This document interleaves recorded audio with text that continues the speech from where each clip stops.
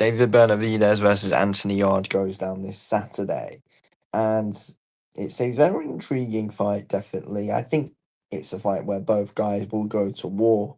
To be honest, but it's one which I'm very confident that David Benavidez does get the win in. But you can never really rule Anthony Yarde out of a fight, though. That is one thing that you do have to know about him. You can never rule them out of a fight, no matter who he's against. But David Benavidez, in my opinion, will win, and I'm confident that he will. Um, Yard can win though because he starts quick. But the thing is with David Benavidez is that he's great at keeping a pace up throughout a fight. He's very good at keeping the same pace. And Yard, we've seen in his two title fights against Kovalev and Beterbiev, he starts fast, starts positive, but breaks late. He can be broken down late. And Benavidez has got a quicker, higher, more intense pace than, in my opinion, than what Beterbiev and Kovalev bring.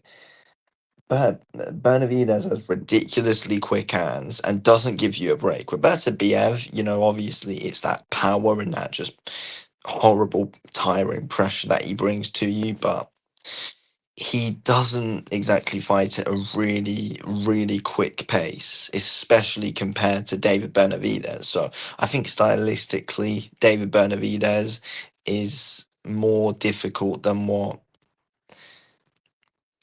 Beterbiev and Kovalev were both for Anthony Yarde. But again, Yarde might make some adjustments here. Yarde might change things up, and they always do say third time is a charm. Who knows for Anthony Yarde? Who knows this time round if he can do it? But all I know is that he's a difficult night's work for anyone. That's the thing. Like, to beat him, you're going to have to go through hell and back. That's what Kovalev had to do. That's what um, Lyndon Arthur had to do. But even though Yarde wasn't 100% that night, and that is what Beterbiev actually had to do as well. We had to dig really deep to be able to get Yarde out of there. And Benavidez is going to be forced into having to do the same thing here. I think Benavidez wins. I think, as I said, stylistically, he's the hardest possible matchup for Anthony Yarde, but there's always a chance with Yarde because Benavidez is going to have to dig ridiculously deep too. But that's the big style of Benavidez, having to dig deep. Um, I think it's difficult for Yarde because of the hand speed from David Benavidez. I think he's got some of the. I think David Benavidez has got some of the fastest hands in boxing. I looked at Anthony Yarde's last performance against Lyndon Arthur, which he won. But I don't think he's as good. I don't think he's as good as what we've seen from him, and I don't think I've seen the same Yarde since that not Benavidez, since that Better BF defeat. I don't think Yarde has fully been the same man since. He hasn't looked the same man since that Better BF defeat. Before that fight, he was coming off a career best performance, arguably Yarde against Lyndon Arthur in their second fight in the rematch. I thought overall though, that Better BF performance that Yarde put in against him, that was arguably Yarde's career best performance, actually, if you think about it, at the real top level. It was a great performance from Anthony Yarde, and he would have been able to beat many men on that night, but just not utter Better BF. So, again, like, he had a great chance. He did very well in that fight. Yarde, very explosive, tag Bennett. I keep getting Benavidez and Benavidez mixed up. Two B's. He tagged Beterbiev a lot in that fight, caught him with some big shots and pitched shots together well on him. I think Benavidez is easier to hit than what Beterbiev is.